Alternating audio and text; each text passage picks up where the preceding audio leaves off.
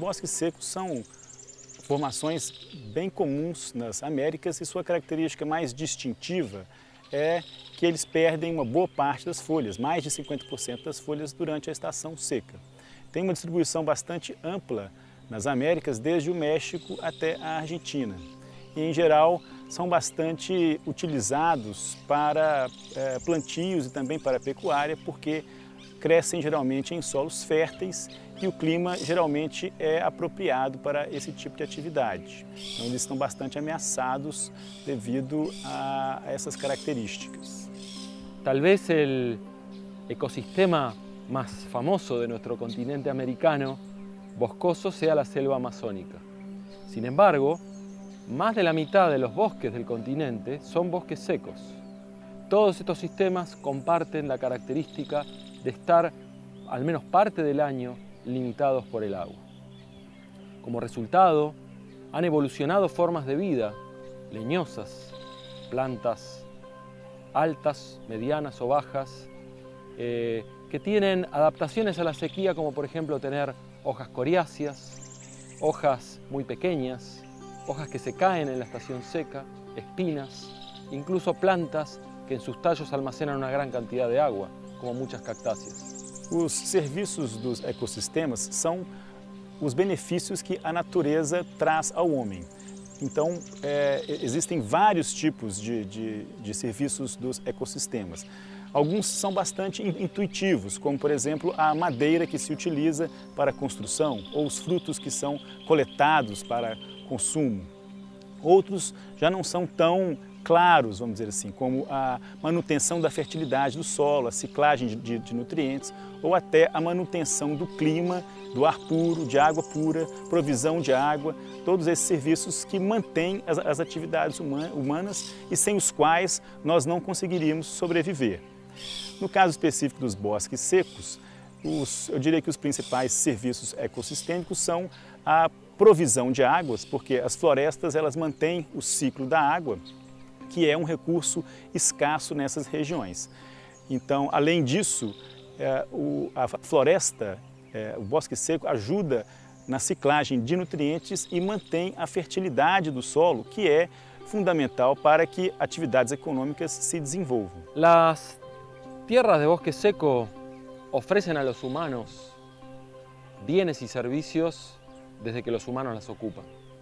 En el caso del lugar donde estamos, por lo menos hace unos 10.000, 9.000 años, hay humanos dando vuelta por acá y buscando sostener su vida a partir de los recursos de este tipo de sistemas.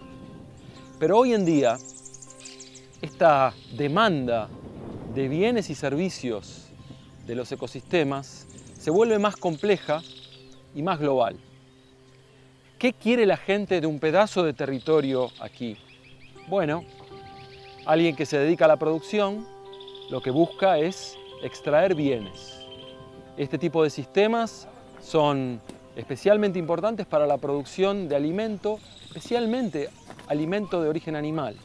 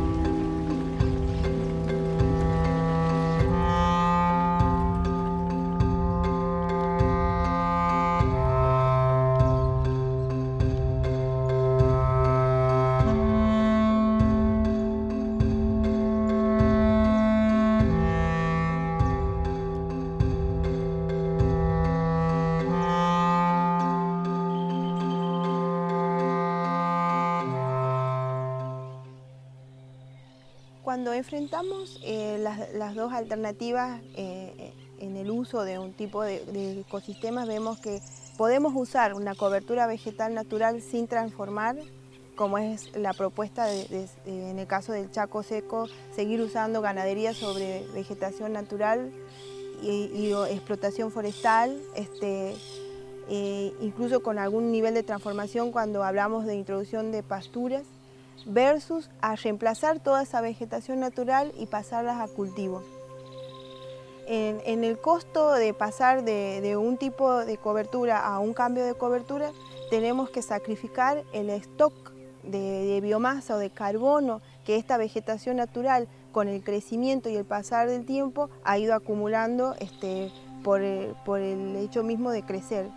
Ese costo de sacrificar ese stock de carbono se lo libera a la atmósfera cuando se transforma, por ejemplo, cuando se usa el desmonte y la quema de los residuos para que quede todo limpio para el nuevo uso.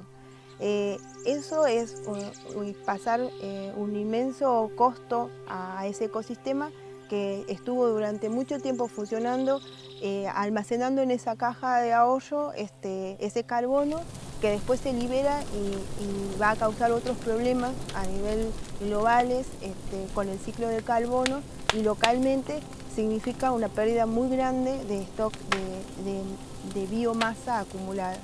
Uno ve que donde hay animales hay gente cuidándolos, y donde hay soja, digamos, se lo resuelve con simplemente contratar equipos grandes que aplican herbicidas, insecticidas, sembradoras muy grandes, cosechadoras grandes, se lo resuelve con muy poca mano de obra. Entonces la ganadería está asociada a la presencia de gente, y entonces uno encuentra en campos grandes que de pronto para mantener un sistema ganadero funcionando, los productores están teniendo 2 o 3 familias empleadas por cada 1000 hectáreas, y en un campo de soja de pronto esa misma cantidad es cada 10.000 hectáreas. La ganadería también se ha desarrollado de distintas maneras en la zona. Productores pequeños que tenían ganadería a monte, vacas en el monte, y que en los últimos años, frente justamente al avance de la frontera agropecuaria, con campos que se empiezan a alambrar a la vuelta, con campos que de alguna manera empiezan a presionar sobre la tenencia que los pequeños productores tienen de la tierra, bueno, ellos han reaccionado alambrando sus campos y empezando a manejar más la ganadería. Y eso genera un cambio enorme en cuanto a la eficiencia de aprovechamiento de los recursos que tiene el ambiente.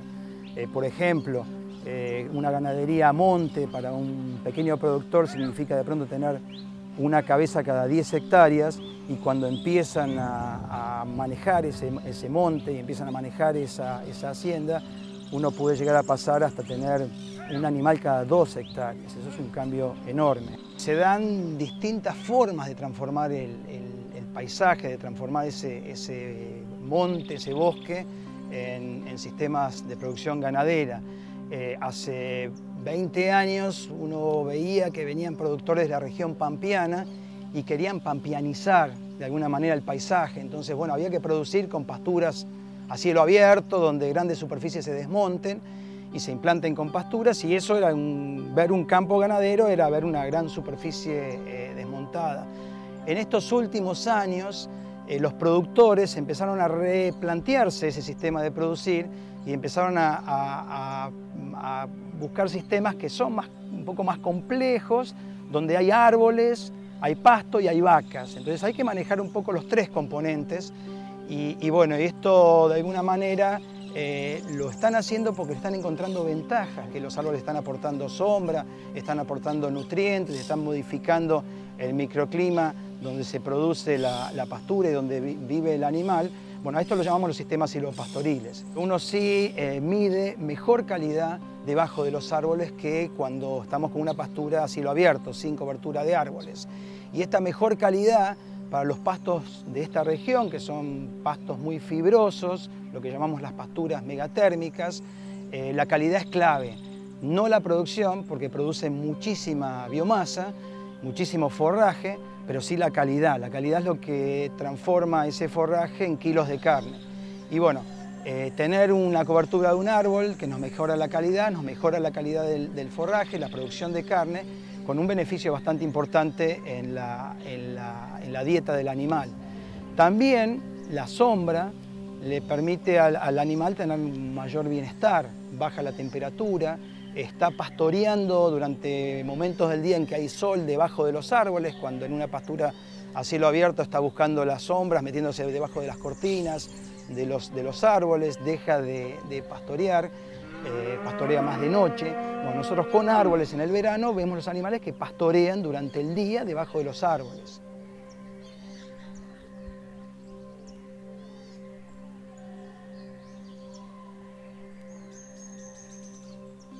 Para pasar de un sistema de producción ganadera a monte a un sistema silvopastoril hay que, digamos, hacer una serie de modificaciones en la vegetación.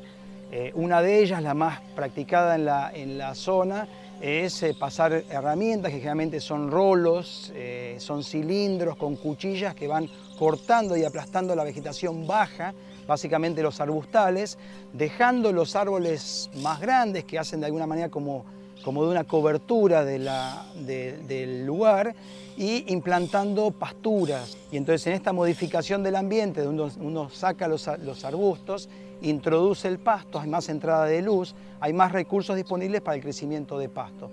Eso genera un cambio enorme en la producción de forraje del sistema. Se ha instalado la gran preocupación de que en estos sistemas, cualquier sistema silvopastoril que se instale, va a eliminar la posibilidad de que se regenere, sobre todo el bosque.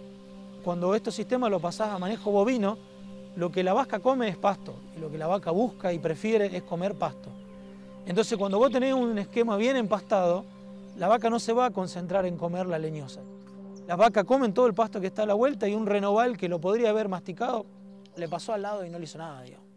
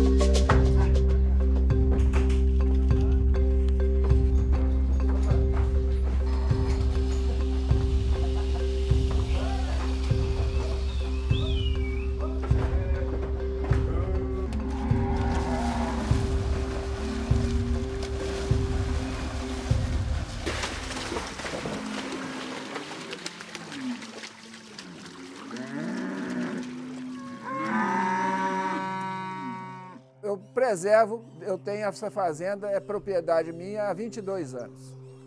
E eu procuro preservar o bosque. O que eu encontrei, eu não destruí nada. Nunca derrubei nada. Eu tenho uma serraria aqui na fazenda que faz serviço só para a fazenda. Porteiras, saleiros para colocar sal mineral nos pastos e tudo mais. Porém, ela só faz serviço para mim, mas usando madeira que não é viva. Geralmente usa-se a madeira que cai, que morreu, que caiu. Então essa madeira que a gente utiliza na serraria. Não se derruba árvore viva na minha propriedade. O desmate, eu acho que é uma coisa bem desnecessária no momento pela quantidade de pasto que já se tem formado no nosso país. A gente pode ganhar muita coisa sem necessidade de aumentar a área de pasto. A gente pode ganhar em eficiência em vez de ganhar em extensão, que é uma coisa muito importante. Os meus vizinhos, meus confrontantes, perceberam que a eficiência na minha criação de gado, usando vermífugo na hora certa, suplementação na hora certa, vacinação na hora certa, criou um modelo de eficiência que hoje eu acho que eu sou um fator multiplicador Hoje eu sou copiado pelos meus vizinhos. Então, em vez de desmatar, vamos ser mais eficientes, que a gente vai conseguir produtividade muito maior. É muito importante para fins de conservação dos bosques secos que a gente não separe o homem da natureza. As duas coisas devem ser integradas, a conservação da natureza dos bosques secos e a produção econômica, que é fundamental também para a nossa existência. Nós precisamos, na verdade, de um novo modelo econômico de produção, no qual se evite o consumismo e que a racionalidade ambiental se sobreponha à racionalidade econômica, ou seja, a gente produza de maneira sustentável aquilo que é necessário para o nosso consumo e que isso seja distribuído da maneira mais igualitária possível. Dessa maneira, creio que a gente pode conseguir atingir a tão sonhada sustentabilidade.